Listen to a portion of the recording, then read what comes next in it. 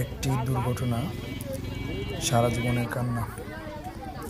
খুব আফসোসের সাথে বলতে হইতেছে, আজকে আমাদের বাড়ির সামনে খুব মর্মান্তিক একটা ঘটনা ঘটছে।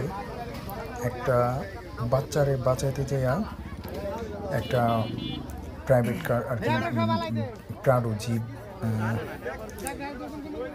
গাছের সাথে নিয়ন্ত্রণ হারাইয়া গাছের উপরে উঠে দিছে, শুধু একটা বাচ্চারে বাঁচাইতে যাইয়া।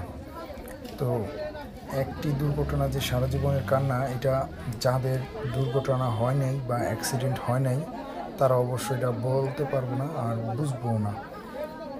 তাই আমরা সবসময় চেষ্টা করব সতর্কতার সাথে চলাফেরা করার জন্য। আমরা যে রাস্তাঘাটে যারা পথিক আছি, আমাদের কারণে যাতে কোনো একজন গাড়িওয়ালার ড্রাইভ করতে সমস্যা না হয়। আমরা তো অনেক সময় ড্রাইভ করি, ওই সময় এগুলি আর কি দেখি যে এক একজনের অসতর্কতার সাথে রোডঘাট পার হয়। কিন্তু যখন অ্যাক্সিডেন্ট হয় তখন কিন্তু আমরা সবাই ওই সাধারণ পাবলিকের সাইডটা নেই, কিন্তু কেউ কোনো সময় এই গাড়িওয়ালার সাইডটা নেয় না।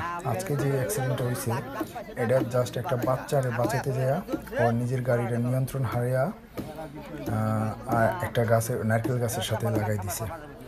আর এই যার গাড়িটা এই তাজউদ্দিন সোহেল না কি জানি, এরকম একটা জসিম তাজউদ্দিন নামে কি জানি, লোকটার আমি সঠিক চিনি না, কিন্তু আমি নামটা আমি শুনছি। বিলাসপুর ইউনিয়নে এই বুদাইর হাট বাজারের পাশেই তাজউদ্দিন ফার্নিচারের কর্ণধর, তার নাম সোহেল তাজউদ্দিন না কি যেন নাম। আচ্ছা, যাই হোক, সমস্যা নেই।